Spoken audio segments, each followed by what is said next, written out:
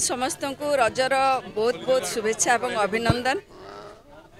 कृषिभित्तिक गणपर्व होची रज रज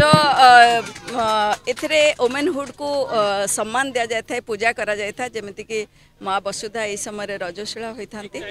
से कौन चाष कार्य हुए ना, चाषी भाई माने पूरा पूरी रेस्ट करते एवं 3 दिन पूजा पर रज पर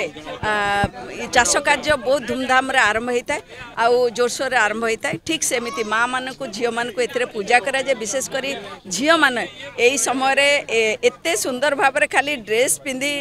मजा करती, भल भल खाद्य खाइबा को मिले आउ ता सहित पुची खेल, पान खाइबा,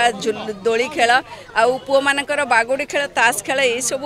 प्रायतः होता है, किंतु ये सब गाँव रे होतिला। आज सहर रे गाँव बास्ना लगुच, जमती कि आपन देखिए सबुआड़े सहरर गली संधि भी झूला लगी आ गोटे गोटे जगार एत सुंदर भाव में 100, 150, 200 झूला लगुच, जो कि गोटे अनन्य प्रथा परंपरा सृष्टि कर एक अनन्य जगह हूँ पात्रपड़ा, जो थे कि मु प्राय 15 वर्ष तलू देखी आसूची जे एठी 150 रु ऊर्ध्व झूला होची। एबे तो पाखापाखि 200 झूला लगी आउरी मध्य आमे गछ लगेचु बीएमसी तरफ एठी आउरी झूला भविष्य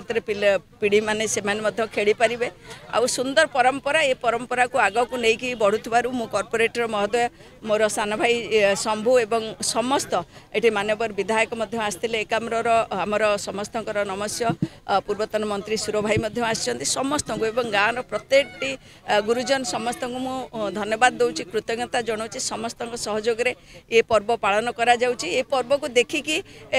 अनेक जगार एमिति मध्य रज झूला आरंभ करचंती झील मानक पई, तेणु भगवान पाखरे प्रार्थना करची ये प्रथा परंपरा को आहुरी आगो को नियंतु समस्ते मिसिकी आउ एठी दल मत निर्विशेष रे समस्ते आको एंजॉय करंतु।